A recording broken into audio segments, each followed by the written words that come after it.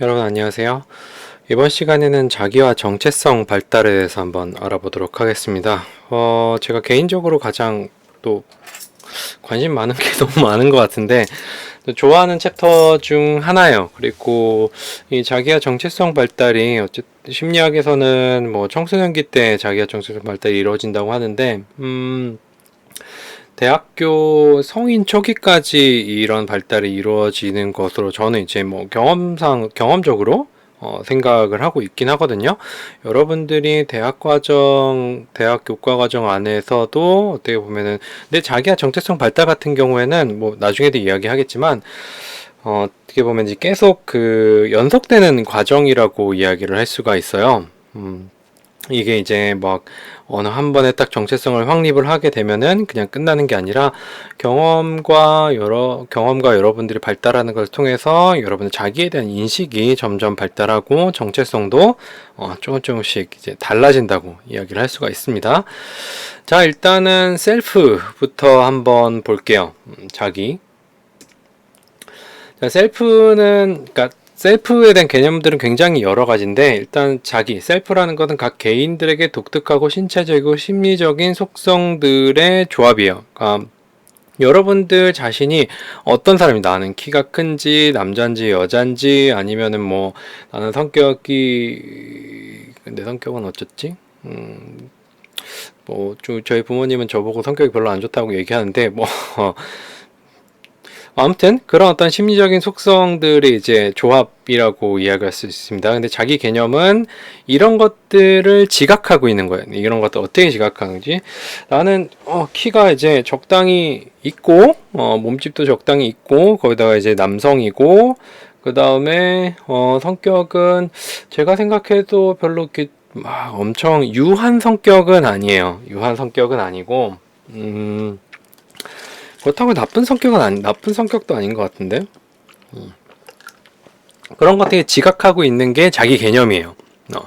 그러니까 자기 인식은 거울이나 사진 속에 있는 자신을 인식하는 능력이고, 요거는 생후 한 18개월 정도부터 시작을 하는 거, 자기 인식은 이때 시작을 하고, 자기 이해는 뭐 개인의 자기에 대한 인지적 표상으로 자기 개념의 본질이나 내용 같은 거, 그러니까 이런 어떤 이 특질들이 뭐 좋으냐 나쁘냐 뭐 이런 평가까지 이제 포함이 되는 겁니다. 난 저는 저한테 만족해요. 이런 성격이고 이런 특성을 가지고 내가 이런 셀프를 가지고 있다라는 거에 대해서 나만 만족하면 되는 거 아닌가? 자, 셀프 각 개인들의 독특하고 신체적이고 심리적인 속성들의 조합이에요. 자기 인식은 언제 발달하는가? 자기 개념을 가지고 태어나는가? 시간이 지나면서 경험과 함께 발달하는가? 자기 인식은 언제 발달하는가? 18개월 이후에 발달하고, 자기 개념은 아직 가지고 태어나진 않아요. 가지고 태어나지 않고 시간이 지나면서 경험과 함께 발달합니다. 그러니까 뭐 나는 누구인가라는 어떤 생각을 언제 하게 돼요? 그건 청소년기 때 하게 되죠. 그게 이제 왜 하게 되는지 설명을 하라고 하면은, 자, 셀프에 대한 인식이라고 하는 거는 추상적인 개념이죠. 자, 추상적인 개념이니까 피아제 기준으로는 형식 주작기에 나타나는 게 맞아요. 그 형식 주작기에 나타나는 특징이 있죠. 자기 중심성이 부활을 해요. 그게 뭐냐면은 나에 대해서 생각을 하게 되는 거죠. 이 자기중심성이 부활하는 것은 자기 자신을 모니터링하는 능력과 관련이 있는 거고, 이 청소년기 때 전두엽이 수초화가 되면서 점점 정보 처리 능력이 좋아지면서 어떻게 추상적이고 어떻게 보면은 개념적이면서도 그 다음에 이제 나를 모니터링하는 능력이 생기면서 나타나는 현상이라고 볼 수가 있겠죠. 여러분들은 나는 누구인가라는 거를 한번 심각하게 생각을 해본 적이 있나요? 저는 그 중고등학교 때 너무 심각하게 생각을 해가지고 그래서 심리학과를 오게 됐는데, 원래는 그러니까 그거보다 더 심오하게 나의 존재에 대한 어떤 그 생각을 하게 되면서 철학과를 가보고 싶었어요. 근데 이제 어쩌다 심리학과를 오게 되긴 했는데, 자, 아무튼 그 자기에 대해서 알아보기, 생애 초기의 자기에 대해서 자기 수용적 피드백이라는 게 있어요. 사람이 공간 내에 자세를 잡는 데 도움이 되는 근육, 건, 관절로부터 오는 감각 정보라 그랬는데, 팔을 이렇게 들면은, 들어서 이렇게 뒤로 이렇게 하면은 내 팔이 내 손이 뒤에 있다라는 것을 인식을 하죠. 이게 자기 수용적 피드백이에요. 자기 손이 자신의 입에 닿아 있는 걸 예측하고 얼굴 표정으로부터는 자기 수용적 피드백. 그러니까 내가 찡그리고 있으면은 내가 지금 찡그리고 있다라는 감각 혹은 인식 같은 것들을 하게 되죠. 그게 자기 수용적 피드백이에요. 뭐 이런 것들을 이용해서 양육자의 얼굴 표정을 흉내낼 수 있다라고 하는데, 왜 멜초프가 처음에 이제 모방에 대해서 이야기를 할 때 이 모방 같은 경우에는 얼굴 표정 모방이라든지 이런 것들은 자기 수용적 피드백을 통해서 할 수 있다고 설명을 할 수 있겠죠. 근데 이제 영화는 자기에 대한 인식이 없이 태어나요. 이게 왜 그러냐면 아이들 태어나면 보자기에 꼭 싸놓잖아요. 싸놓는 이유가 뭐냐면은 애들이, 자, 여러분들, 자, 이 팔은 누구 팔이에요? 제 팔이죠. 그러니까 여러분들 팔 이렇게 들었을 때 이 팔은 누구 팔? 내 팔이야. 그럼 이제 이건 내 거잖아요. 나한테 붙어 있는 건데, 애들은 이 인식이 없어서 팔이 이렇게 보이면 화들짝 놀라가지고 이제 깨거나 그러기 때문에, 그것 때문에 이제 꽁꽁 싸놓는다고 이야기를 합니다. 그런 걸 봤을 때 자기 인식이 없이 태어난다라고 이야기를 할 수 있겠죠? 자, 2, 3개월 정도의 자기 개념이 희미하게 나타납니다. 이게 개인적 작용감인데 사람이 사건의 원인이 될 수 있다는 인식. 우리가 이제 삐아제 인지 발달에서 뭐 배웠어요? 맨 처음에 이제 지금 또 얘기하려는 갑자기 생각이 안 난다. 뭐 1차 순환 반응이라든지 2차 순환 반응이라든지 이런 거 있었잖아요. 뭐 그랬을 때 그 시기랑 약간 비슷해요. 사람이 사건의 원인, 흥미로운 사건을 만들어내볼 2, 3일 동안 기억 가능하고, 발을 차거나 팔을 움직여서 실에 연결된 모비를 움직이는 걸 통해 기뻐하거나, 뭐 실이 끊어져서 더 이상 움직이지 않으면 스트레스를 받아요. 뭐 이런 신생아들이 자신의 주변 환경을 구분할 수 있는지 아닌지는 아직 명확하게 밝혀지지 않았는데, 예를 들어서 이 마이크는 나랑 다르죠. 이게 주변 환경이고 나이가 있는 건데, 이런 어떤 경계선 같은 것들을 아직까지 아이들이 잘 인식하냐 인식하지 못하냐는 아직 밝혀지지 않았대요. 그리고 1, 2개월 동안 신체적 제약을 학습을 하고, 아직 많이 움직일 수 없다라는 학습하고, 여기 붙어 있는 게 이게 내 거구나, 내 의지대로 움직일 수 있는 거구나, 뭐 이런 것들이 이제 2, 3개월 정도 구분할 수 있다라는 거죠. 그 다음에 3에서 6개월 되면 대상에게 영향을 미칠 수 있다는 것을 명확하게 인식을 하고, 자기 개념 같은 것들을 습득을 완전히 하는 게 아니라, 이제 나는 팔을 움직일 수 있는 존재다 라는 것들을 이제 습득을 한다라는 거죠.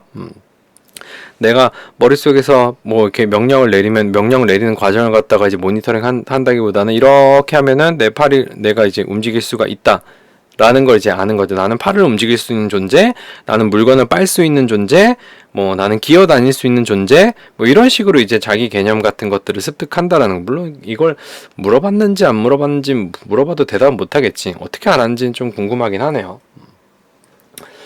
자, 자기 인식 같은 경우는 거울이나 사진 속에 있는 자신을 인식하는 능력이고, 영화들이 자신의 신체 특징을 인식하고, 그러니까 거울 안에서, 사진 안에서 저게 나다라고, 지금 화면에 제가 지금 영상을 찍고 있잖아요. 이 화면에 나오는 사람이 나다라는 것을 인식하는 게 자기 인식이에요. 영화들은 자신의 신체 인식하고 자신을 다른 영화들과 분리해서 말할 수 있게 되는 것은 언제냐면 루즈 테스트라는 게 있어요. 어린 영화들은 이제 자기 인식을 보이지 않는데 15에서 17개월 중 조금씩 자기 인식을 보이기 시작하고, 18에서 24개월 영화의 대다수들은 거울 속에 있는 사람이 누군지를 인식을 하게 됩니다. 자, 볼게요.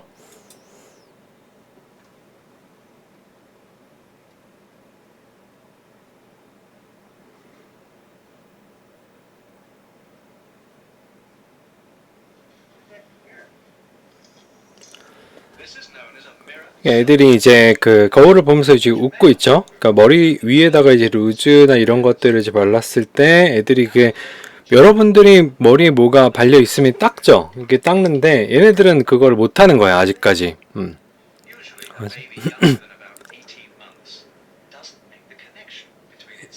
18개월 이전의 아이들은 거울에 비친 모습이 이제 자기인지 모른다는 거예요. 안녕하고 보고 거울 뒤에 누가 있는지 보죠. 이거는 거울에 비친 모습이 자기라고 하는 것을 아직까지 인식을 못하는 거예요. 너무 귀엽다.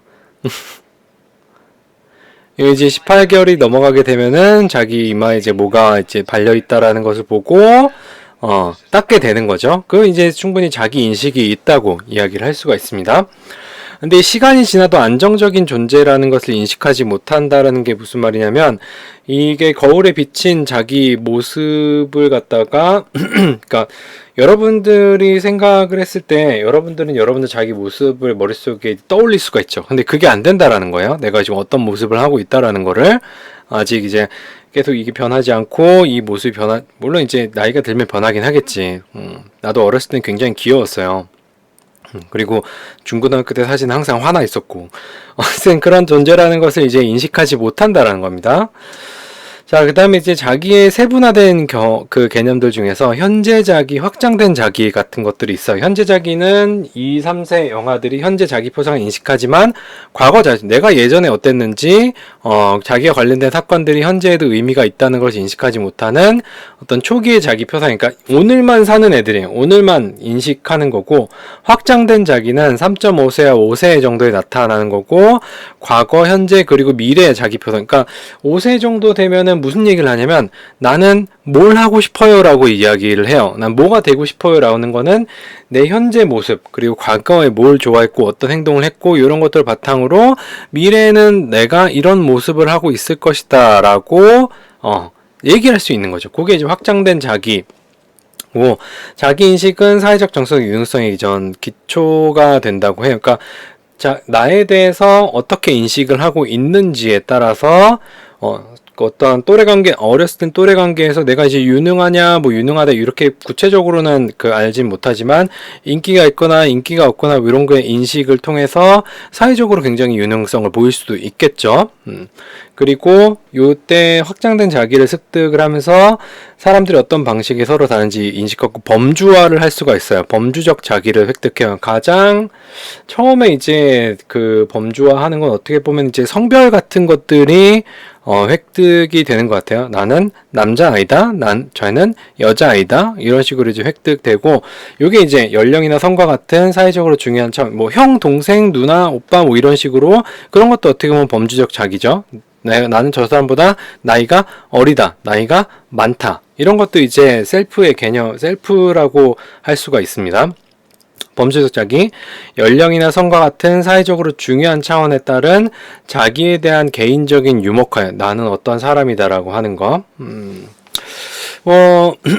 아무튼 그런 것들이 뭐 남녀 구분, 성별 구분이라든지 연령 구분이라든지 뭐 키가 크고 작고 머리 색깔이 어쩌고 저쩌고 이런 것들이 다 범주적 자기에 해당하고, 셀프, 내가 어떤 사람인지에 대해서 인식하게 되는 초창기에 습득을 하게 되는 거예요. 범주적 자기는. 자, 자기의 발달을 이제 구체적 조작기랑 형식 조작기를 좀 구분을 해 볼게요. 뭐, 내용의 차이가 있는데, 구체적 조작기에는 자기에 대한 기술은 비교적 간단하고, 구체적인 사물에 한정이 돼요. 뭐 예를 들어서 나는 뭘 좋아하는 사람이야 뭐 이런 것처럼 구체적인 사물에 한정이 되지만, 형식 조작기에는 복잡하고 추상적이고 심리적 측면을 포함하게 돼요. 뭐 신년, 동기, 대인관계에 대한 자기 개념 같은 것도 포함이 되고, 물론 이제 형식 조작기 시작하면 이런 게 나타나는 건 아니지만, 형식 조작기가 그러니까 삐아지 기준으로 얘기하면 여러분들 다 형식 조작기거든요. 뭐 이런 것들이 다 이제 내용 같은 것들이 구체적 조작기랑 차이가 나겠죠. 구조의 차이는 구조가 분화되지 않고 전체적 특성을 기술을 하게 됩니다. 전체적 특성들을 기술을 하고, 여기는 형식 조작기는 세분화되고 구체적 상황이나 자신의 특성이나 속성 같은 것들을 기술을 해요.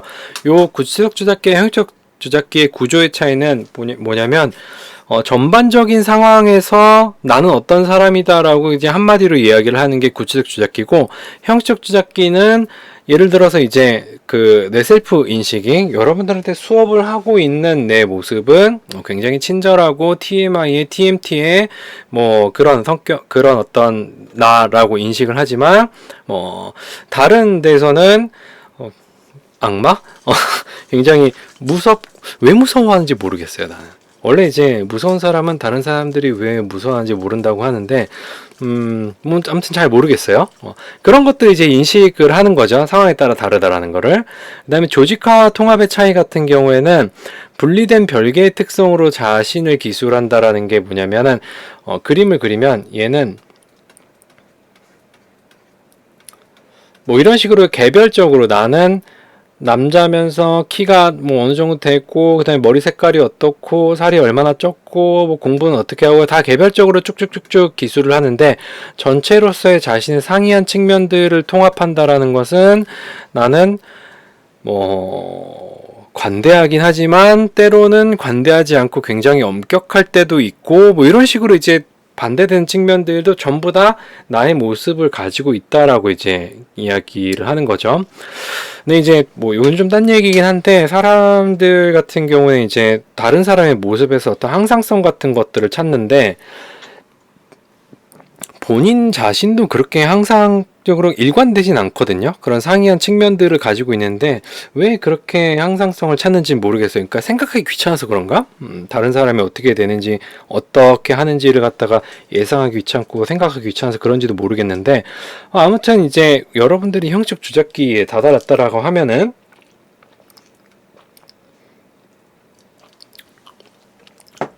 다른 사람의 모습에서도 어떤 상이한 측면을 통합하고 그렇게 이해를 할 수 있어야 된다는 거예요. 그리고 구체적 조작기에는 자기 개념이 구분을 못해요. 그 다음에 형식 조작기에는 실제적 자기, 이상적이, 둘의 나눠질 거짓작이, 자기에 대해서 세분화가 가능해요. 뭐 요거는 조금 이따가 알 거예요. 구체적 조작기에는 자의식 및 몰두 강도를 측정할 수가 없고, 왜냐하면 아직까지 자기 중심성이 다시 나오지 않았죠. 형식 조작기에는 어떻게 자기 중심성이 다시 나타나기 때문에 굉장히 자의식적이에요. 자의식 과잉이에요. 과잉. 이때는 자기 자신에게 몰두하거나 시간이 지나면서 이제 자기 자의식에서 벗어날 수가 있어요. 내가 최고야. 우리가 이제 개인적 우화라든지 아니면 상상 속의 청중이라든지 이런 걸로 얘기를 잠깐 했었죠. 그 다음에 이제 또래 관계는 청소년들의 자의식에서 벗어날 수 있도록 돕는 사회적 거울의 역할을 한다고 해요. 또래 관계 같은 경우에는 내가 자의식이 굉장히 몰두되어 있을 때 이 또래 관계를 통해서 어떻게 보면 상대방을 통해서 내 모습을 보게 되는 거죠. 타산지석을 삼는다고 보면 될 것 같아요. 그리고 이때 공적 자의식과 사적 자의식 같은 것들도 이제 나눠지게 됩니다. 자, 실제적 자기 요것부터 볼게요. 실제적 자기, 이상적 자기, 두려운 자기, 거짓 자기들을 보면 실제 자기는 현재 여러분들이 어떤 가지고 있는 셀프예요. 이상적 자기는 이런 사람이 되고 싶다라는 거예요. 그런 이상적 자기를 보기 위해서 맨날 SNS 보면서 이제 비교하고 뭐 이러겠죠. 이상적 자기가 굉장히 높으면은 현실에서 굉장히 불안할 불행하지 않을까라는 생각이 드는데, 아무튼 두려워하는 자기도 있어요. 되기를 두려워하는 자기라고 해요. 이러면 안 된다. 그 다음에 거짓 자기는 타인이 싫어하는 모습을 감추기 위해 나타내는 자기예요. 물론 뭐 사람들마다 가치관이나 이런 것들이 다르기 때문에 뭐 그거 갖다 뭐 이게 좋다 나쁘다라고 얘기하기는 좀 그렇긴 하지만, 거짓 자기 같은 경우에는 이제 다른 사람한테 잘 보이고 싶어서, 그러니까 본인의 어떤 안 좋은 점 같은 것들을 의도적으로 숨기고 다니는 뭐 그런 거라고도 볼 수 있고, 좀 적나라하게 표현을 하자면은 현실은 시궁창인데 SNS는 굉장히 화려한 이런 것들이 어떻게 보면 거짓작이라고 이야기를 할 수가 있겠죠. 이 거짓작이를 가지는 청소년들 같은 경우에는 정서적 지원을 굉장히 적게 받는다고 지각을 해요. 양육자들이나 또래들이나 뭐 어떤 자존감이라든지 이런 것들이 굉장히 낮다고 얘기할 수 있겠죠. 우리가 자존감에 대해서는 이 뒤에 다시 또 이야기를 할 거예요. 우울하거나 무기력할 경우에 이런 어떤 거짓작이 같은 것들이 나타날 수가 있습니다.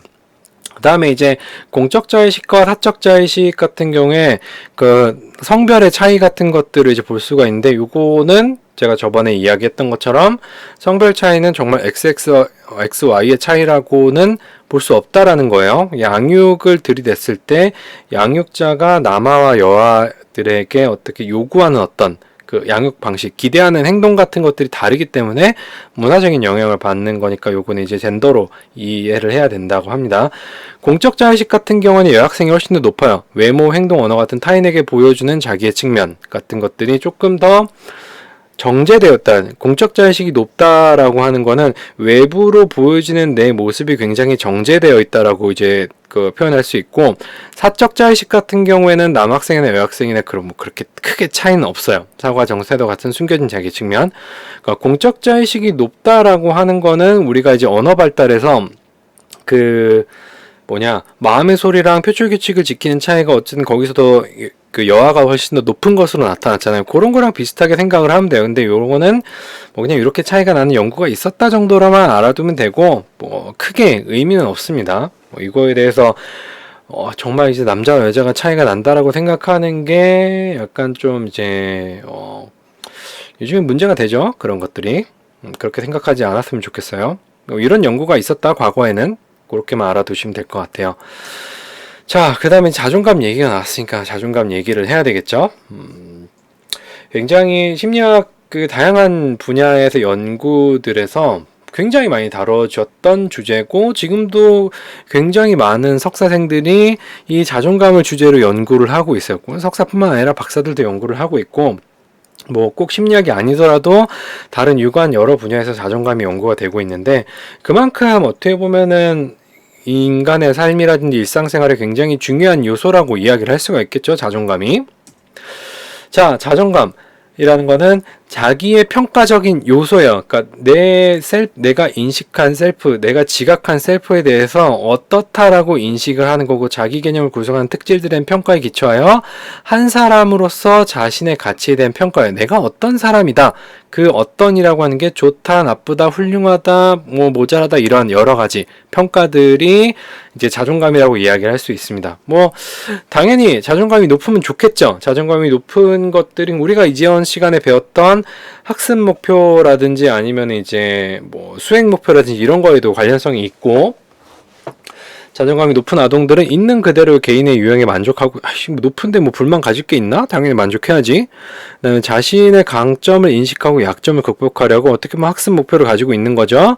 자신들이 표출한 특성과 능력들에 대해 긍정적인 감정, 당연히 자존감이 높으니까 이런 걸 느끼겠지. 낮은 아동들은 자신을 비우호적으로 인식하고, 이 자존감이 낮았을 때 여러분들이 포인트로 봐야 될 부분이 뭐냐면 이거예요. 강점보다는 지각된 부적절함을 선택해서 강조.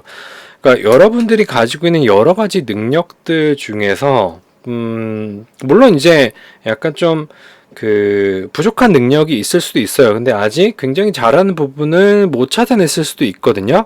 근데 이제 뭐 사회적인 압력이라든지 주변의 뭐 또래들의 압력이라든지 뭐 분위기라든지 이런 걸로 인해서 내가 가지고 있는 능력들이 사회에서 뭔가 무시가 된다든지 이러면은 당연히 그쪽을 안 보겠죠. 그리고 이제 남들이 하는 것들을 보는데 그 부분은 내가 이제 잘 못하는 거야. 근데 그러면은 강점보다는 지각된 부적절함을 계속 선택해서 강조를 하게 되면 어떻게 해요? 나는 안 돼. 나는 안 돼. 뭐 이런 식으로 계속 생각을 하면서 밑으로 계속 땅굴 파고 들어가는 거예요.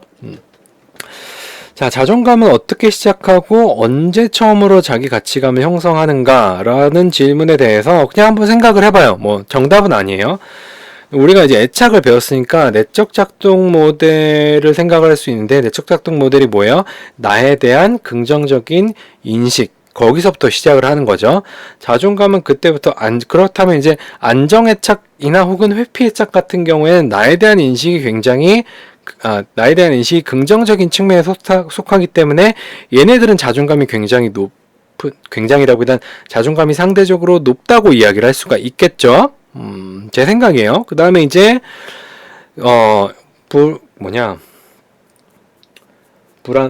저항 애착이나 아니면 해체 혼란 같은 경우에는 그러니까 나에 대해서 네거티브이기 때문에 자존감이 상대적으로 낮은 축에 속하게 되겠죠. 그러니까 언제 시작되고 언제 처음으로 자기 가치감을 형성하는지, 뭐 우리가 앞에서 칭찬이나 아니면 학습 목표라든지 숙달 목표 이런 것들을 그 형성을 할 때 어떻게 칭찬받으면은 프라이드를 느끼게 되고, 거기서 이제 자존감 같은 것들이 이제 발달한다고도 볼 수가 있겠죠. 자기 가치감 같은 것들이 형성이 생각보다 이른 시기에 된다라는 거예요. 자, 그 자존감의 여러 가지 요소들이 있는데, 그 하터라는 사람이 자존감에 대해서 그 도구를 척도를 만들어서 청소년의 자기개념과 자기존중감을 측정하기 위해 개발했는데 뭐 일단 전반적인 자존감이 있고 우정, 학업, 사회, 낭만적, 매력, 직업, 융성, 운동, 신체, 행동 여러 가지 8가지 영역과 전체적인 자기 가치를 측정을 해요. 근데 이게 재밌는 게 약간 그 지능 모델에서 위계적 모델이랑 조금 비슷해요. 전반적인 게 가장 위에 있고 나머지 8개가 밑에 있잖아요. 여기 재밌는 건 뭐냐면 중요하다고 여기는 영역에서 유능하다고 평가하는 아동들은 전반적 자기가치감이 높은 것으로 나타났어요. 그러니까 여러분들이 자존감의 여러 가지 요소들 중에서 뭘 봐야 되냐면 여러분들이 중요하게 가중치를 부여한 요인이 무엇인지를 봐야 돼요. 그리고 실제 그게 여러분들한테 굉장히 중요한 것인지 한번 생각을 해봐야 되고, 자, 예를 들어서 이제 뭐 학업이나 우정이나 사회나 매력이나 직업, 인수, 운동, 신체, 행동 이런 것들 중에서 저를 예로 들면은 이거? 학업 시험이라고 하면 학업은 필요 없는 거고, 우정 필요 없고, 사회 필요 없고, 낭만적인 필요 없고, 운동 필요 없고, 신체 필요 없고, 행동 필요 없어요. 직업적 유능성만 있으면 돼. 나는 일만 잘하면 된다라고 생각을 하면은 다른 것들이 다 떨어진다 하더라도 전반적인 자존감이 굉장히 전반적인 자기 가치감이 굉장히 높을 수가 있다는 거죠. 그렇다면 자존감을 높이는 방법을 여기서 우리가 생각할 수 있겠죠. 이런 여러 가지 요소들 중에서 자기가 어떤 성공 경험이라든지 잘할 수 있는 요인들을 하나 찝어가지고 거기를 갖다가 집중적으로 노력을 하는 거죠. 뭐 운동이라든지 이런 데 운동 신체 뭐 이런 데 관심이 있으면 열심히 운동을 해가지고 멋진 몸을 만들어가지고 자랑하면은 전반적인 자존감이 올라가는 거고, 학업이라고 하면은 뭐 공부 열심히 해야지 그 방법밖에 없겠죠. 우정이라고 하면 이제 뭐 가산탕진에 가면서 물론 이제 돈 그렇게 쓴다고 해서 다 우정이 생기는 건 아니지만 친구들과 어떤 시간 같은 것들 더 많이 할애하고 거기서 느끼는 기쁨 같은 것들을 통해서 자존감 같은 것들이 올라가겠죠. 사회성도 이제 뭐 우정이랑 좀 비슷한 거기도 하고, 아무튼 모든 분야에서 다 잘한다고 해서 자존감이 올라간다라기보다는 여러분들이 가지고 있는 어떤, 물론 여기 있는 요인이 뭐 실제로 이제 그 자존감을 다 설명하는 요인이라고는 이야기할 수 없어요. 근데 하터가 얘기하는 개념이에요. 자존감이 이런 요소로 구성되어 있다라고 얘기를 한 거고, 그랬을 때 이 중에서 만약에 8개라고 하면 이 중에서 여러분들은 어디에 가치를 두고 있는지를 보면 돼요. 거기서 이제 여러분들이 유능한 어떤 수행을 한다면, 수행이 좋다라고 하면 전반적 자존감이 높을 수 있다는 거죠. 자, 예를 들어서 이제 뭐 이런 것도 설명할 수가 있어요. 뭐 근자감, 쟤는 뭘까 잘났다고 저렇게 자신감이 넘치게 행동하는지 보면은 걔가 주요하게 가중치를 두고 있는 요소가 무엇인지를 생각을 해보면 돼요. 그럼 이제 우리가 그냥 밖에서 봤을 때 근자감이라고 했을 때 그 근자감의 근원을 찾을 수가 있겠죠.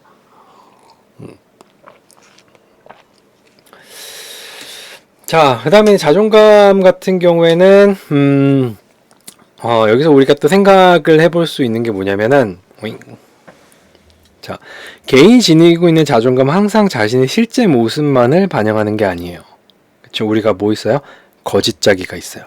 이상적 자기가 있고, 현실 자기를 정확하게 인식하고 있으면은 자존감이 실제 모습을 반영하긴 하지만, 그렇지 않은 경우, 거짓 자기를 나타내는 경우에는 자존감이 실제 모습을 반영하지 않는 거예요. 자, 자존감이 높은 경우에 2가지 경우가 있어요. 자기 가치에 대해 정확한 지각을 하는 경우랑 타인에 대한 오만하고 과장된 우월감을 가지는 경우가 있습니다.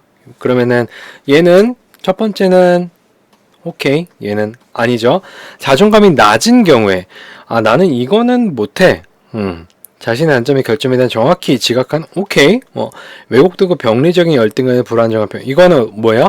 어떤 부정적인 측면에 더 집중해가지고 그 자존감을 계속 자기 스스로 낮추는 것 때문에 나타나는 거죠. 물론 이제 자존감을 자기 스스로 낮추기보다는 아이들 같은 경우에 어떻게 보면은 부모의 그 과도한 제지라든지 이런 것들이 자존감을 낮추게 될 수가 있어요. 그렇다고 해서 우쭈우쭈 해가지고 왜 애 기죽이냐 이거 하라는 건 아니에요.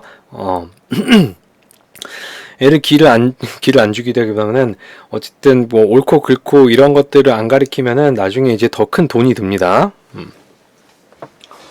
그리고 더 괴로워져요. 어릴 땐 보기 좋겠지. 애들이 막 이렇게 자신있게 행동하고 하고 그런 것들을 보면은. 근데 막 자신감 있게 행동하고 막 활달하게 하는 게 뭐 좋은 건가? 또 싶기도 해요. 그게 옳은 건가 싶기도 하고. 뭐, 그렇지 않아도 굉장히 잘 사는 사람들 많잖아요.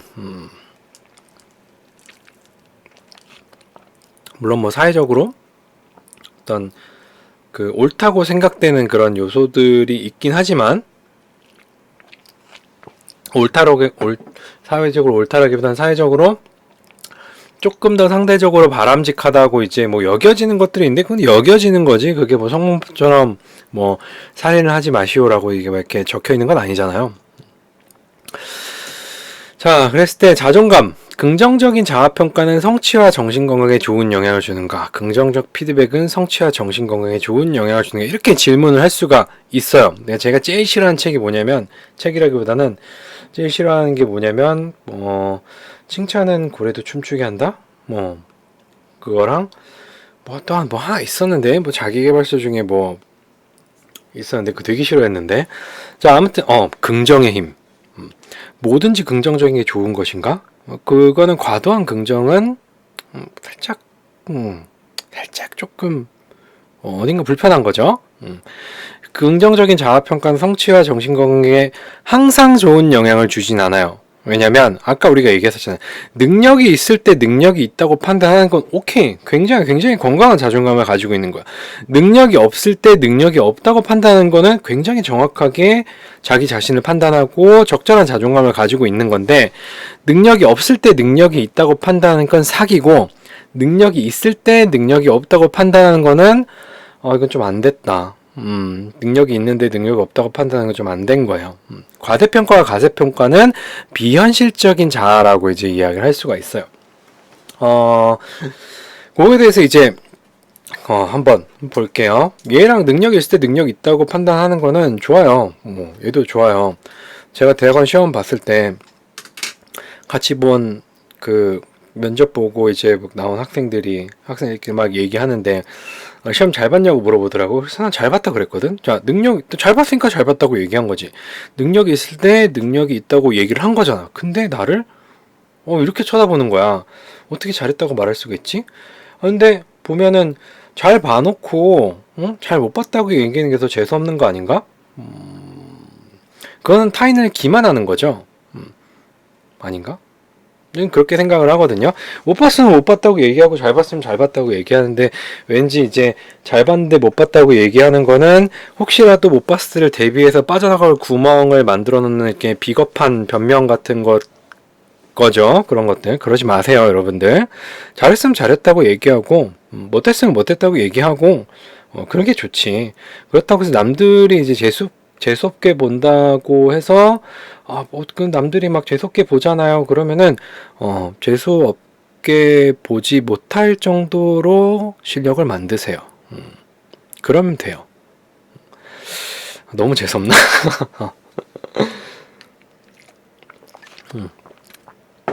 자, 아무튼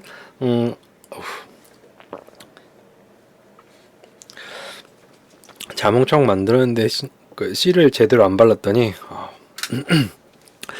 자, 아무튼 그거에 대해서 한번 살펴볼게요. 연구를 볼게요. 자존감, 비현실적 자아와 성적 간의 관계는 미국에 있는 대학생 215명을 대상으로 수학문제 10문제를 냈어요. 그 다음에 수학문제 다 풀고 나오면서 학생들한테 몇 문제 맞췄는지를 갖다가 물어봤어요. 그랬을 때 자기 자신에 대한 과소평가, 과대평가를 이제 조사를 한 거죠, 이게. 그러니까 예를 들면 이제 뭐 이런 거죠. 내가 생각했을 때 정말 못 봤어. 근데 실제로 이제 수학 문제 채점을 해봤는데, 끝나고 나서 이제 시험을 보고 나서 나갈 때 물어본 거랑 얼마나 차이가 있는지를 보는 거예요. 이제 예를 들어서 5점 맞았는데 나가면서 저는 한 9개 정도 9점 맞은 것 같아요 라고 말하면은 뭐야? 과대평가예요. 8점 맞았는데 전 2개밖에 못 맞은 것 같아요 라고 하면 과소평가예요. 이랬을 때 이 사람들의 성적이 어떻게 되냐면 이제 0이면 0일수록 뭐예요? 0일수록 정확하게 평가한 거고, 이쪽으로 갈수록 과대평가고 이쪽으로 갈수록 과소평가예요. 그때 어느 수준, 어느 점수가 제일 높았냐면 살짝 과대평가. 그러니까 나는 한 8개 맞았는, 그러니까 8개 맞았다고 대답했는데, 8개, 실제로는 8개 맞았는데, 대답한 건 한 9개 정도 맞은 애들, 얘네들이 성적이 제일 높았다라는 거예요. 평균 성적이. 근데 이제 과소평가한 학생들은 점수가 제일 낮았어요. 과대평가한 애들은 중간이. 어떻게 보면 이런 근자감 같은 것들이 조금 더 무언가를 성취하게 만드는 걸 수도 있겠죠. 뭐 굳이 이제 따지자면은 과소평가보다는 과대평가가 어떻게 보면 수행이 좀 더 좋다라고 이야기를 할 수 있겠죠. 이 연구 결과를 바탕으로 보면은. 자, 그 다음에 이제 긍정적과 부정적을 정확히 인식하는 것들을 보면, 정확히 인식한 학생들이 학기별 성적이 제일 좋아요. 그러니까 미국 애들도 보면은 약간 1학년 때는 놀고 먹나? 1년 정도 지나면은 다시 익숙해져 갖고 그런 건가? 뭐 아무튼 왜 그런지는 잘 모르겠어요. 근데 이제 부정적 자아, 여기서는 이제 부정적 자아인 애들이 모든 이쪽 한 4학기 이상부터 성적이 좀 좋아지기 시작하고, 긍정적 자아, 요건 이제 과대평가. 이건 과소평가. 과소평가하는 애들이 성적이 제일 낮게 나타났어요. 물론 이 앞에 있는 결과랑 조금 다르긴 하지만 종단적으로 쭉 살펴봤을 때는 어때요? 단기간으로 볼 때는 여기 이제 과대평가하는 애들이 좀 더 높았지만, 장기적으로 봤을 때는 과소평가하는 애들이 성적이 좀 더 좋았다라는 거. 어떻게 보면은 걔네들은 좀 더 과소평가를 하기 때문에 더 열심히 해서 시간이 쭉 지났을 때 내가 부족하다는 생각이 있기 때문에 더 열심히 해서 성적이 더 좋았을 수도 있고, 과대평가하는 애들은 이런 거지. 뭐 까짓 거 조금 하면 되겠지라고 하면서 맨날 이제 조져지는 거는 이제 항상 나였다. 뭐 이렇게 되는 거죠.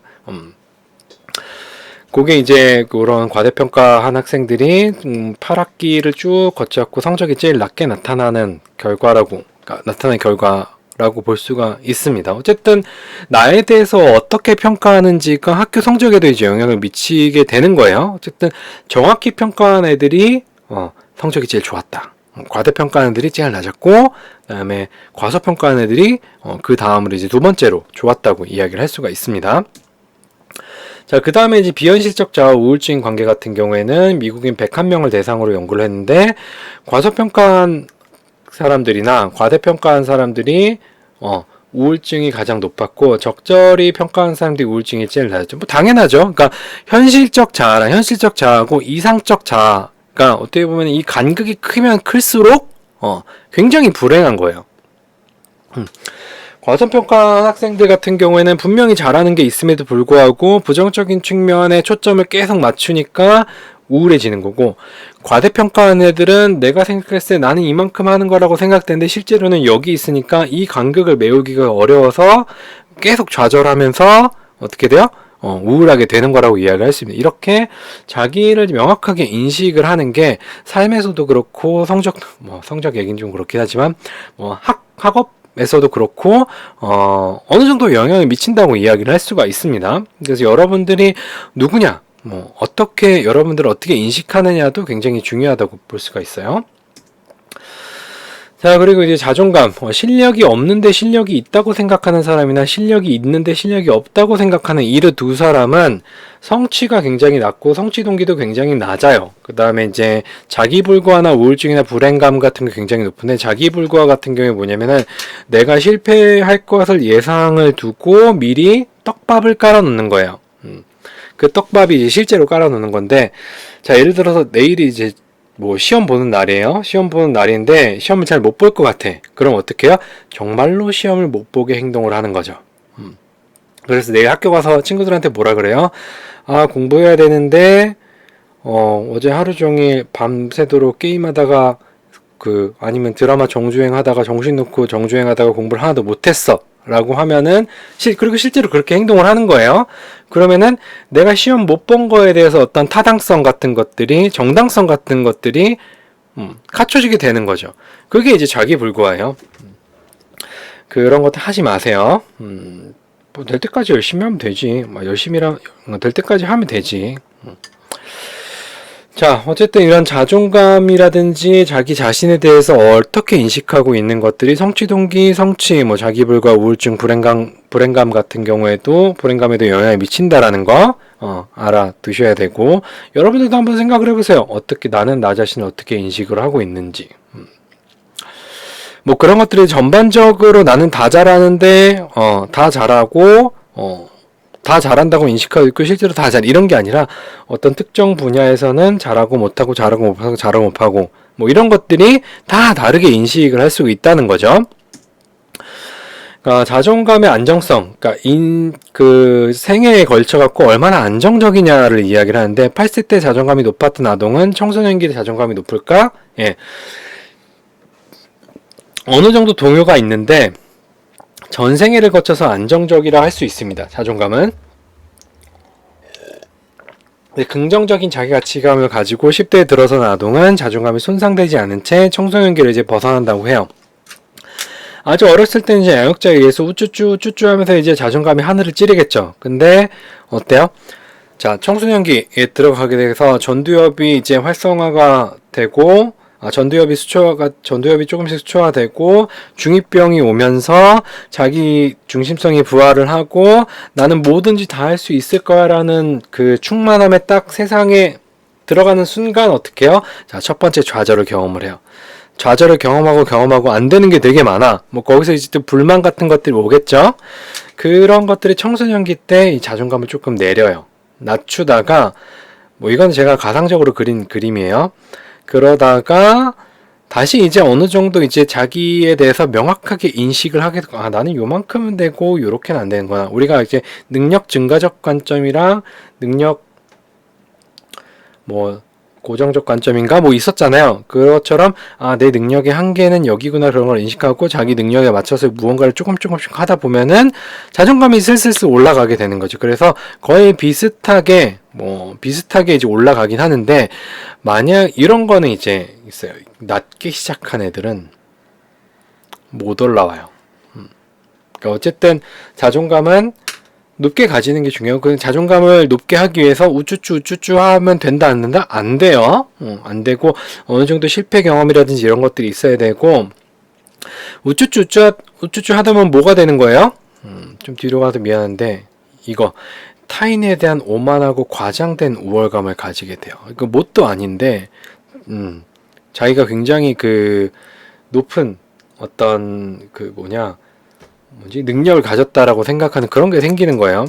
그게 지금 이 타인에 대한 오만하고 과장된 우월감을 가진 사람들은 어땠어요? 다 성적 낮고 우울 높고 뭐 자기불과 우울증 불행 이런 것도 굉장히 높다고 얘기했었죠. 그래서 우쭈쭈쭈 하면 안 된다고 얘기했습니다. 적절하게 건강한 상태에서 건강한 자존감을 가지고 있으면은 내려가더라도 다시 올라가요. 그래서 전 일생을 봤을 때는 거의 변하지 않고 안정적으로 자존감이 이제 유지가 된다라고 볼 수가 있는 거죠. 자, 청소년기 초기가 되면 자기 가치감에 대한 지각이 이제 대인관계에 집중하는데 나는 이제 인기 있는 친구냐 인기 있는 사람이 아니냐 이런 거에 어떻게 보면은 집중하게 된다라는 거예요. 그리고 관계적 상황에 따라 자기 가치감을 다르게 제작하는 쉽게 말하면은 뭐 여긴 특정한 관계 맥락에 내 자존감이 있다라고 하는데 뭐 관계 맥락에 따라 자존감이 달라질 수 있다라는 거예요. 그게 이제 뭐 쉽게 얘기하면 내가 이제 친구 그룹이 A라는 그룹이 있고 B라는 그룹이 있고 C라는 그룹이 있고 D라는 그룹이 있어요. 이랬을 때 뭐 저는 이제 고등학교 다닐 때 1반부터 시작해서 14반까지 다 친구가 있었어요. 그래서 쉬는 시간마다 모든 반을 돌아다니면서 친구들이랑 놀고 그래서 근데 그 중에서 더 특별히 노는 반이 있긴 했는데 그리고 이제 학원을 다니면서 뭐 이제 그 학원 친구, 뭐 독서실 친구, 반 친구, 다른 반 친구 이렇게 그룹들이 몇 개가 있었거든요. 그러면 각각 그룹에서 어떤 자존감이 다 다르다라는 거죠. A 그룹에서는 약간 쩔이에요. 그래서 이제 그냥 남들 하는 거 이제 따라가고 근데 재밌으니까 거기 계속 있는 거고 B 그룹에서는 약간 리더격이 되기 때문에 여기서는 자존감이 굉장히 높게 나타날 수도 있겠죠. 뭐 C 그룹이나 D 그룹이는 그냥 중간 정도. 이런 식으로 이제 특정 관계 맥락 내에서 자존감을 다 다르게 느낀다라는 거죠. 그게 이제 뭐냐? 관계적 자기 가치감이라는 거예요. 관계 맥락에 따라 자존감이 달라질 수 있다라고 이야기를 할 수가 있으면, 청소년기 때 이제 자기 셀프에 대한 인식이 여러 개로 분화되면서 그것들마다 다 자존감 같은 것들이 또 다 나눠진다라고 이야기를 할 수가 있습니다. 자, 그리고 이제 자존감에 영향을 미치는 요인들이 뭐 스트레스 사건이나 낮은 사회적 지원 같은 것들이 자존감을 낮출 수가 있어요. 네, 뭐 성공 경험이나 이런 것들은 자존감을 높이게 되겠죠. 그리고 이제 그게 정서 문제나 행동 문제 같은 것들을 발생시키고 비행을 하게 되고, 이 비행을 통해서 뭘 습득할 수 있냐면은 어떤 개인적인 자존감을 습득할 수가 있어요. 내가 무언가를 컨트롤할 수 있다, 타인에게 영향을 미칠 수 있다라는 것을 이제 느끼게 되면서 자존감을 획득하게 되는 거죠. 이게 이제 어떻게 보면 다시 사이클 돌게 되는 건데, 자존감에 영향을 미치는 요인이 이거 부정적인 뿐만 아니라 이제 긍정적인 것도 굉장히 많아요. 근데 이제 뭐 한국 사회에서 청소년기에 자존감을 느낄 수 있는 요소들이 굉장히 부족하죠. 성인들도 마찬가지예요. 뭐 여러분들 대학교 와서 자존감을 느낄 수 있는 건, 물론 이제 여러 가지 취미 활동이라든지 동아리 활동하면서 그 분야에서 자존감을 느끼긴 하지만, 항상 자존감이 떨어지는 시기가 언제예요? 시험 기간에 자존감은 막 떨어져요. 왜냐면은 그게 굉장히 중요한 요소로 인식이 되기 때문에 그런 거예요. 그러니까 뭐 자존감에 영향을 미치는 요인들이 뭐 사회 문화적인 어떤 특성에도 의해서 영향을 받을 수도 있다라는 거죠. 그러니까 개인이 혼자 어떻게 할 수 있는 게 없어요. 어떻게 보면 뭐 원론적인 얘기긴 하지만, 우리 모두가 사회 문화를 바꿔 나가야 된다, 뭐 약간 뭐 그런 식으로밖에 이야기를 못 하겠는데, 우리 개인적인 영역에서 어떤 걸 할 수 있을지 한번 생각을 해보는 것도 좋을 것 같아요. 저는 그냥 아주 어렸을 때부터 그냥 무슨 마이웨이였기 때문에 그런 성향을 가지고 있어가지고, 뭐 성적을 잘 못 받아도 그냥 내가 공부하는 거 재밌는 것만 그렇게 하고 거기에만 몰두하고, 그래서 부모님이 속이 굉장히 많이 탔었어요. 뭐 탔었는데, 근데 뭐 지금 잘 살고 있잖아요. 봤을 때 맨날 이제 대학교 성적 얘기하는데 별로 좋지 않아요. 맨날 얘기하지만 그냥 재밌는 거 계속하고, 뭐 그냥 어떻게 보면 학습 목표가 있었던 것 같기도 하고, 정말 마이웨이였기 때문에 그런 거 신경 안 썼기 때문에 뭐 이런 어떤 자존감 같은 거에 타인이랑 비교하거나 이런 것도, 그런 성향도 별로 없거든요. SNS 같은 것도 하는데 다른 사람 거 들어가지 않고 내 할 얘기만 하고 그냥 오거든요. 내가 뭘 썼을 때 누가 거기 댓글 달아도 뭐 딱히 뭐라고 이제 다시 댓글 달거나 그러진 않아요. 막 하하, 뭐 아니고 맞아, 뭐 약간 요 정도?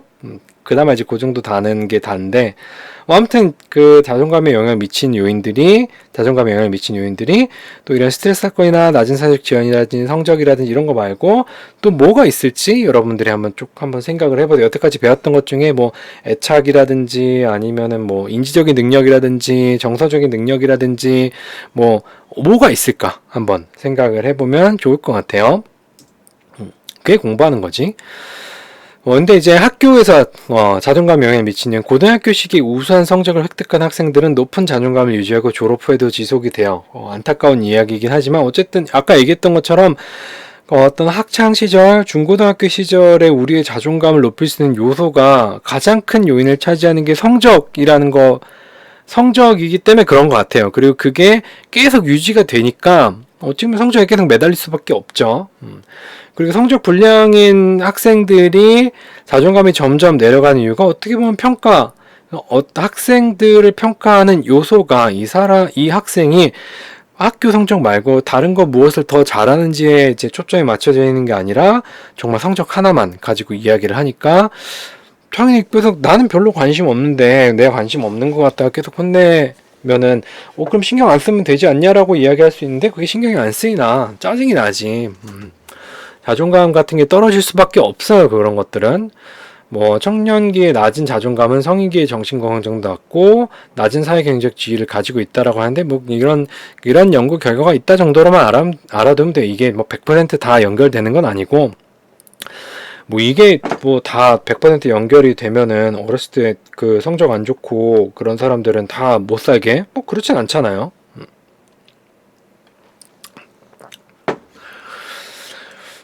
자, 마지막 정체성에 대해서 한번 보겠습니다. 정체성이 제일 재밌어요. 요 챕터에서. 나는 누구인가? 자신의 독특성에 대해 비교적 안정된 느낌을 갖는 것으로 행동, 사고, 감정의 변화에도 불구하고 우리 자신에 갖는 일관성이에요. 자신이 누구인지에 대한 개인적인 느낌은 타인이 우리를 보는 견해 일관성이 있어야 된다고 합니다. 그러니까 이 정체성이라고 하는 거는 내가 나를 생각하는 거랑 다른 사람이 나를 생각하는 거랑 맞아야 되는 거예요. 그러니까 내가 나를 생각해도 가끔가다 악마 같은 면이 있어 라고 생각하고 다른 후배들이 저 선배는 악마 같아 라고 하는 게 지금 일치가 되죠. 그러면 나의 아이덴티티는 악마예요. 그렇게 이제 그 일관성이 있어야 되는 거고, 개인이 과거에 대한 역할상의 동시에 현재 의미를 불허하고 미래 행동을 지도하는 역할은 이 정체성을 바탕으로 정체성과 가장 밀접하게 연결이 되어 있는 게 어떻게 보면 직업이에요. 뭐 직무가 될 수도 있고 직업이 될 수도 있고, 직무랑 직업이랑은 달라요. 여러분들이 산업 및 조직이라든지 이런 데서 배우세요. 그런 것들이 지도하는 역할을 하게 돼요. 뭐 제가 저의 정체성 같은 경우는 물론 중간에 회사를 다니긴 했었지만 어렸을 때부터 생각을 해보면 나는 회사를 다닌다라는 생각을 단 한 번도 한 적이 없는 것 같아요. 그러니까 내가 회사를 다닌다라고 하는 상상을 단 한 번도 해본 적이 없어요. 물론 이제 어디 무슨 일을 하든지 그 어떤 직장이랑 소속되어 있긴 했겠지만 제가 어렸을 때부터 가장 많이 했던 생각은 이제 플라스크랑 비커랑 이제 뭐 실린더 이런 걸 가지고 이제 연구하는 과학자? 이런 걸 가장 많이 생각을 했고, 아니면 요리사? 아니면 이제 저번에 그림 굉장히 못 그리긴 하지만, 뭐, 디자인 이런 것도 해보고 싶었고, 건축도 이제 해보고 싶었고, 뭐 그런 것들이 이제 내가 관심 있는 것들을 바탕으로 내 미래를 생각하는 거죠. 내 개인의 과거에 대한 역할상, 내가 과거에 이런 것들을 좋아했고 이런 것들을 했으니까 현재 의미를 부여해요. 이걸 좀 더 열심히 하게 되면은 미래 행동을 지도하는, 나는 앞으로 이런 사람이 될 수 있겠다, 이렇게 이제 역할을 하는 거죠. 난 정체성이라는 건 성격의 또 핵심 요소로 내가 누구인가에 대한 탐색을 시도를 하게 되는 거예요. 나는 누구인가? 좀 우리가 처음에 물어봤던 것처럼 여러분들이 누구인가라는 거에 대해서 언제부터 생각을 해봤는지, 보통 청소년기 때 많이 생각을 하죠. 그 다음에 현실의 의미와 미래의 방향을 설정하는 자아구조 기능 같은 거 할 수 있겠죠.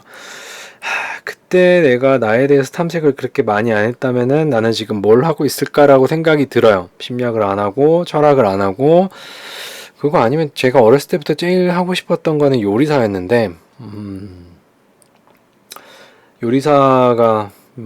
요리는 취미로 하고 있어요. 재밌잖아요, 그런 요리 같은 거. 정체감 선택할 수 있어요. 이 정체감은 선택할 수 있으며 개인의 가치와 신념 및 수행을 통합하는 역할을 하게 됩니다. 그러니까 선택할 수 있다라는 게 특정 상황마다 내비칠 수 있는 정체성이 있다는 것. 내가 여러분들한테 안 보여준 모습도 있어요. 지금은 매번 얘기지만 TMI의 TMT의 그런 모습, 이 정체감을 가지고, 그 다음에 그런 거 있죠? 무리한 개그 욕심을 가지고 있는 정체감을 가지고 수업을 하고 있는 거예요. 내가 이제 학부 수업할 때는 이 정체감을 가지고 수업을 임하는데, 물론 그런 것도 이제 대학원 가서도 없어지지 않는 건 아닌데, 이제 프로젝트 할 때는 조금 달라요. 연구를 하고 돈 받고 일하거나 이럴 때는 살짝 좀 무서워져요.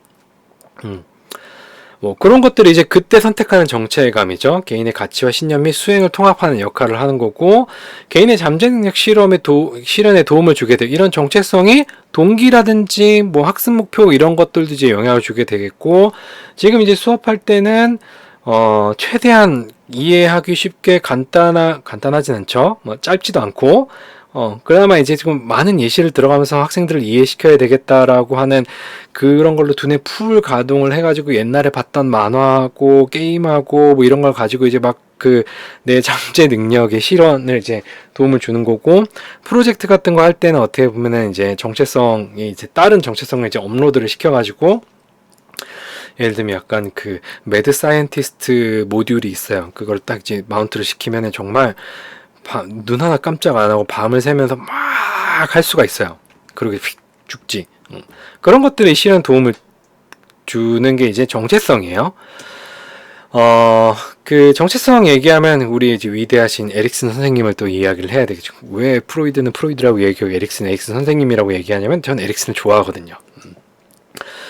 정체감과 역할 혼란 시기, 청소년기 시기인데 아동기와 성숙기 사이 교차로인데 청소년은 나는 누구지라는 질문에 매달려요. 그러니까 이 나는 누구지라는 질문과 유사한 질문이 뭐냐면 나중에 뭐 할까라는 질문도 이 나는 누구지라는 질문을 바탕으로 나오는 거예요. 그러니까 내가 어떤 사람이다라는 결론이 있어야지만 그걸 바탕으로 무엇을 한다가 나오기 때문에 나는 누굴까? 나는 왜 살까? 이 질문이 안 한다고 하더라도 나는 나중에 뭐 먹고 살지라고 하는 질문을 하면서 같이 생각을 하게 될 수밖에 없어요. 제가 만약에 이제 그 가끔 면접 같은 것들을 하는데 꼭 한번 질문해보고 싶은 게 있는데 당신은 누구입니까? 라는 질문을 꼭 한번 해보고 싶어요. 우리 아무거나 이제 왜 사나요? 그러니까 당신에 있어서 어떤 삶의 목적이 무엇인가요? 뭐 이런 걸 한번 질문해보고 싶긴 한데 그게 이제 매뉴얼에 없어갖고 질문을 못하는 게 조금 아쉽긴 하네요. 청소년은 기본적인 사회적, 그러니까 에릭슨이 말하길 청소년은 기본적인 사회적, 직업적 정체감을 확립을 해야 돼, 꼭 해야 되는 건 아니에요. 좀 늦게 해도 돼요. 네, 이제 에릭슨이 주장을 그렇게 얘기한 걸 아니면 그들이 성인으로 해야 할 역할에 혼돈된 상태로 남아있게 돼요. 그러니까 여러분들 중에서도 나는 앞으로 뭘 할까라고 고민을 하는 학생들이 있을 수가 있어요. 지금 이제 성인에서 20대 중반이 됐을 수도 있고 초반이 됐을 수도 있고, 그런데 초반이면 괜찮긴 하지만 난 아직 뭘 해야 될까라고 계속 고민을 하는 경우는 아직 이런 어떤 나는 누구지, 어떤 정체감 같은 것들이 명확하게 확립되지 않았기 때문에 그럴 수도 있어요.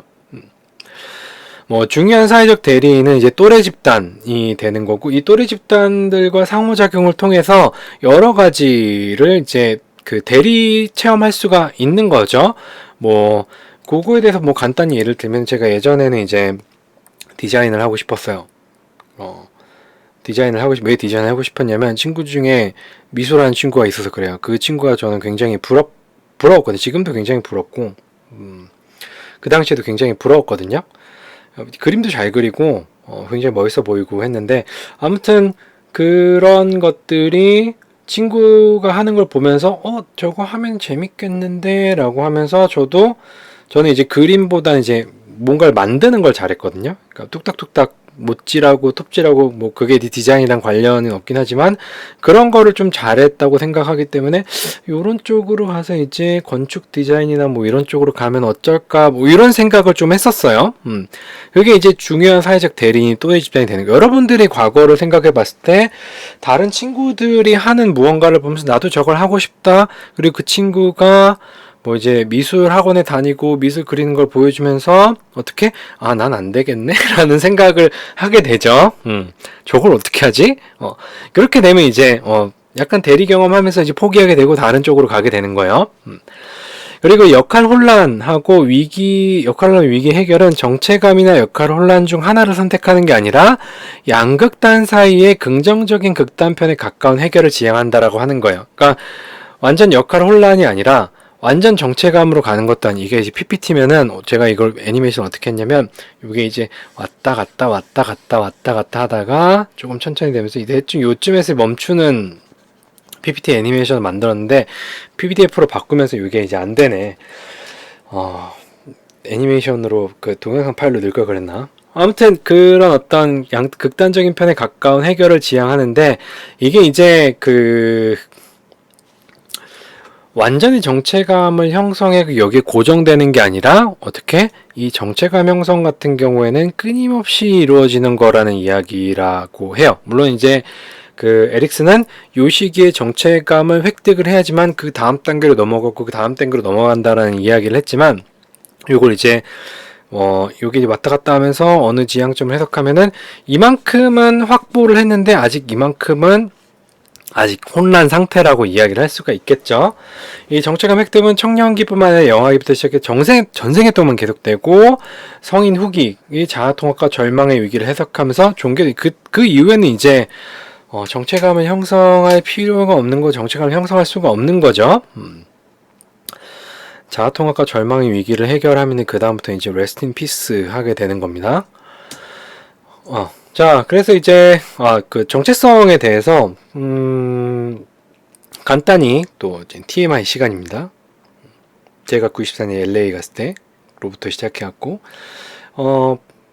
제가 이제 연구자로서 정체감을 획득하게 된 계기라고 하면은, 그러니까 역할 혼란하고 정체감의 시기를 저는 대학교 3학년 때까지, 물론 이제 그 전에 청소년기 때 역할 혼란과 정체감도 있었어요. 그 당시에도 있었고, 나는 요리사가 되고 싶고 디자이너가 되고 싶고 그 다음에 철학을 하고 싶고 뭐 심리학 막 왔다 갔다 하다가 그래 나는 심리학이 되겠어 라고 해서 이제 정체감 쪽으로 이제 왔어요. 심리학 정체감을 가지고 학교에 들어와 가지고 쭉 공부를 하면서 이제 상담을 하려고 했단 말이에요. 저는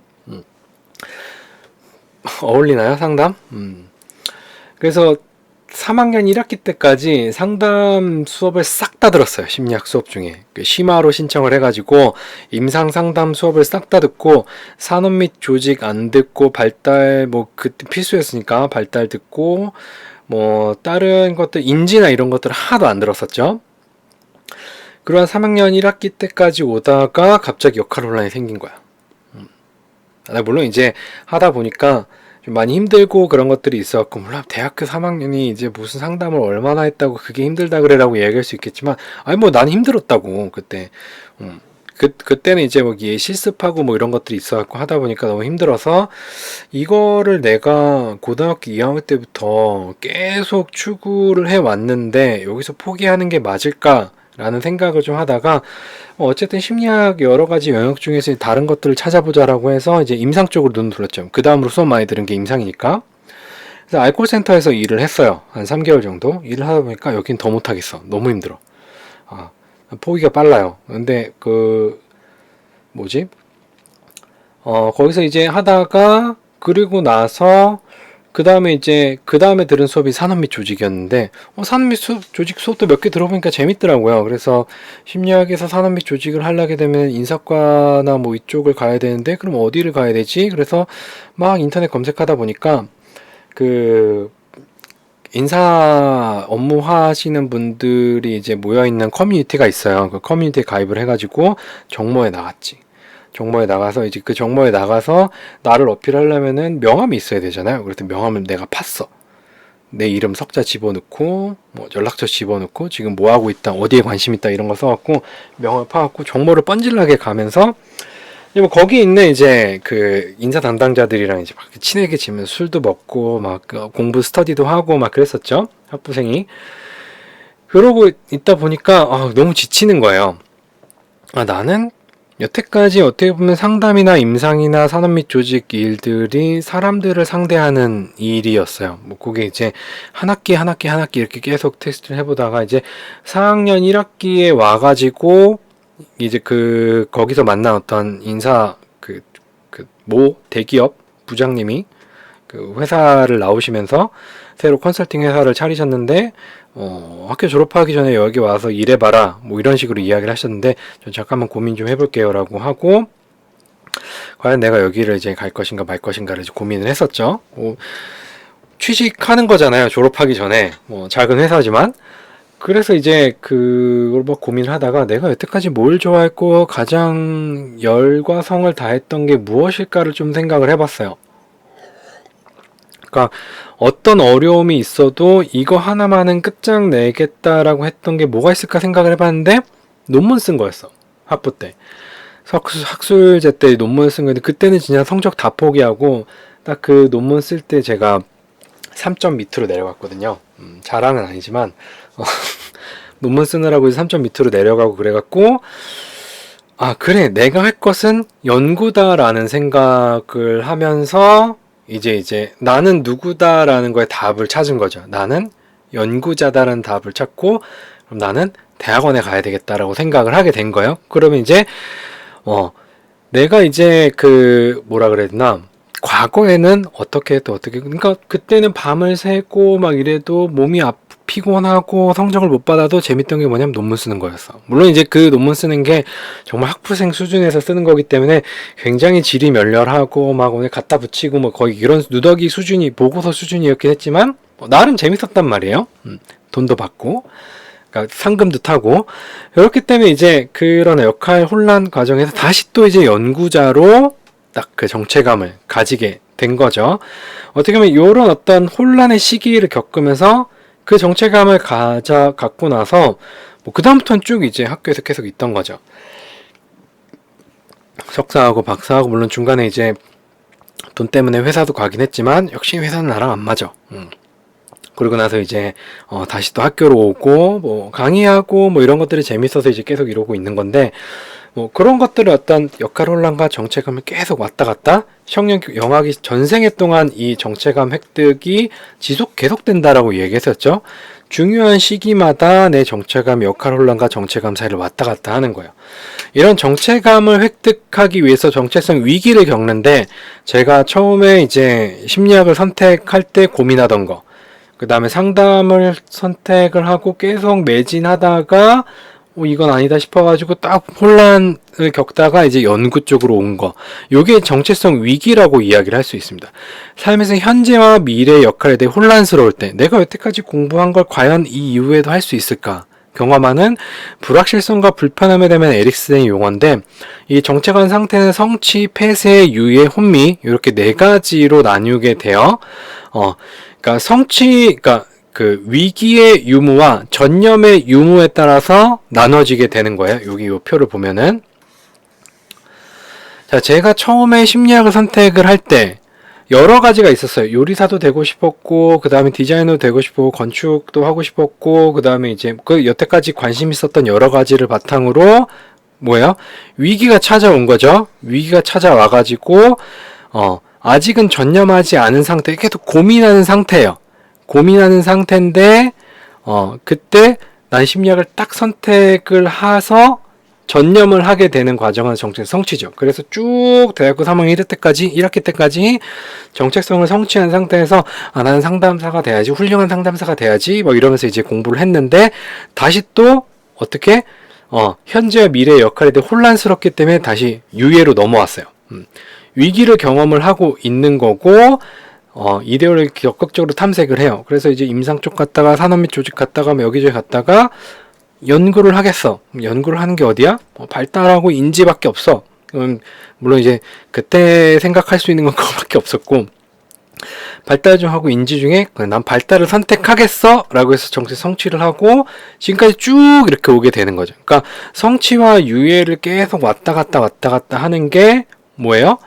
역할 혼란과 정체감 사이를 계속 왔다 갔다 하는 거라고 이야기를 할 수가 있습니다.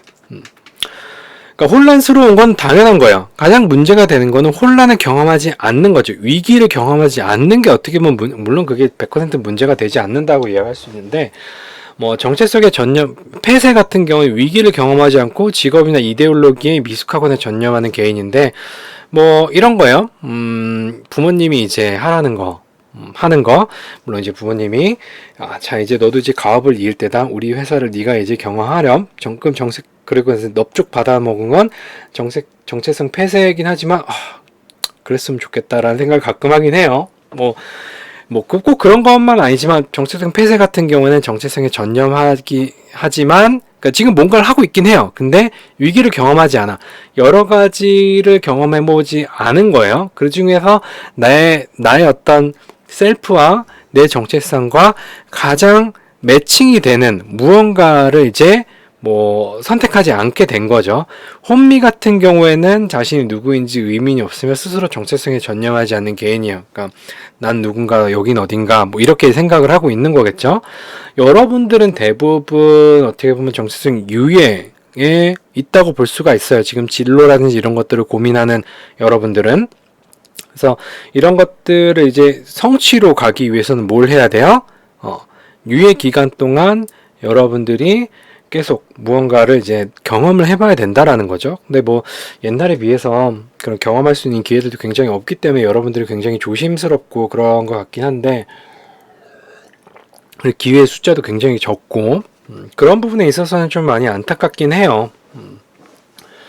또 그런 거에 있어서 이제 그 커뮤니티라든지 이런 것도 좀 많이 활용을 해 봤으면은 좋을 것 같아요. 물론 옛날처럼 그렇게 갈 수 있을지는 모르겠지만, 아무튼 요게 이제 정체성 그 상태 4가지를 이야기를 합니다.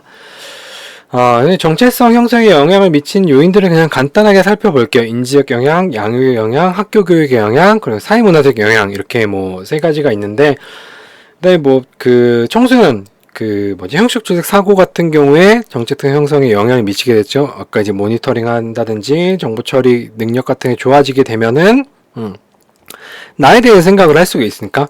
양육 같은 경우에 정체성 혼미에 위치한 청소년들은 부모에 의해 무시되고 거부되었다고 느끼고 부모를 멀리할 가능성이 굉장히 높고, 폐쇄에 위치한 청소년들은 부모와 극도로 밀착한 경우에 정체성 폐쇄가 될 수가 있어요.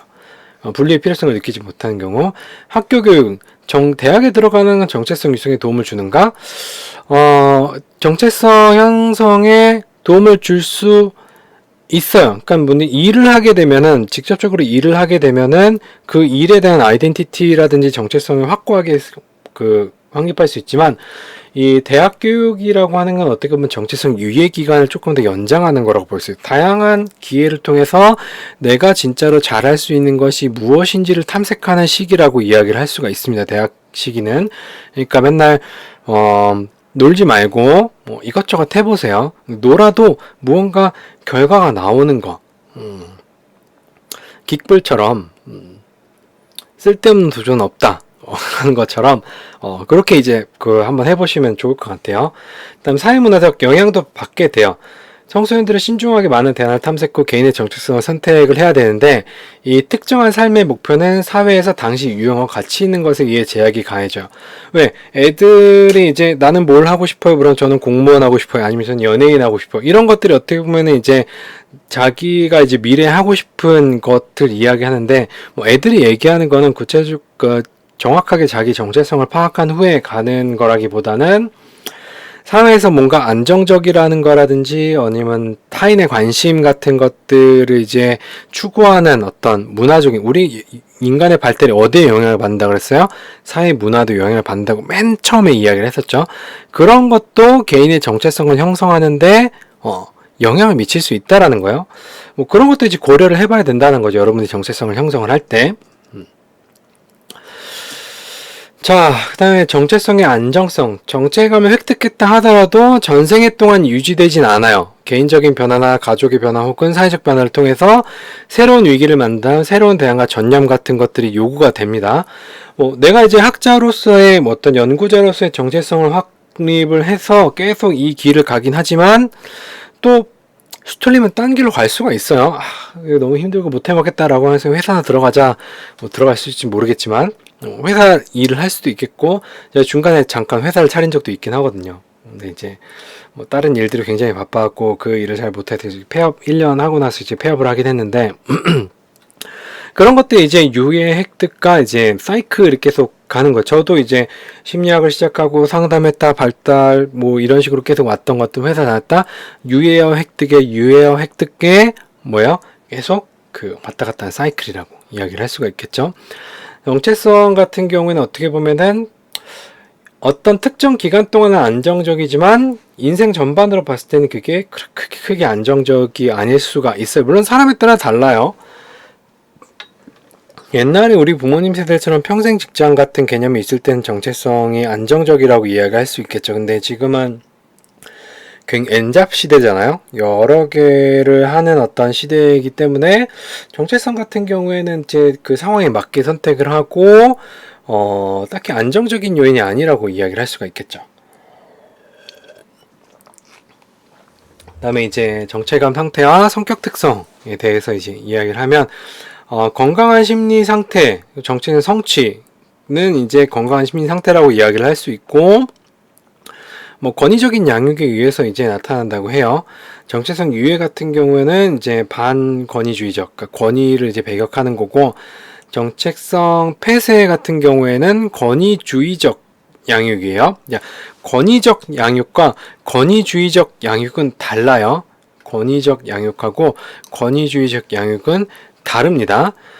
폐쇄 같은 경우에는 너무 양육자와 밀착되어 있기 때문에 가장 많은 편견을 가지고 있고 사회적 승인 욕구가 굉장히 강해요. 그러니까 남들 하는 것들 이런 거를 이제 가고자 하는 거고 낮은 수준의 자율성을 가지고 있습니다. 혼미 같은 경우에는 대인간의 사회적 위축, 동년배의 가장 낮은 친밀성 같은 것들. 왜? 정체성을 확립하고 정체성을 확립하는데 또래가 거울이 된다고 이야기를 할 수가 있겠죠? 유해 같은 경우에는 지금 현재 위기를 경험을 하고 있기 때문에 위기를 경험을 하고 전념은 아직 하지 않고 계속 뭔가를 이제 보는 거예요. 여러분들이 점심에 뭐 먹지? 라고 했을 때 굉장히 많은 대안이 있을 때, 불안하진 않지만, 어쨌든 뭘 고를지 모르겠잖아요? 뭐 그런 관점에 있어서 불안하다고 이야기를 하겠죠? 그 다음에 권위에 대한 높은 갈등. 왜냐하면 이제 그 양육자들이나 우리의 이제 위에 있는 사람들은 뭘 해라라고 계속 압박을 하거나 그럴 수가 있어요. 그래서 약간 반항적인 상태라고 이야기를 할 수 있습니다. 자기 혼자 스스로 무언가를 탐색하는 상태이기 때문에 성취 같은 경우에는 이제 전념을 하고 위기를 경험했기 때문에 삐아제 개념으로 보면 이제 평행형화가 됐다라고 얘기를 할 수 있겠죠. 다 좋은 상태라고 이야기를 할 수 있습니다.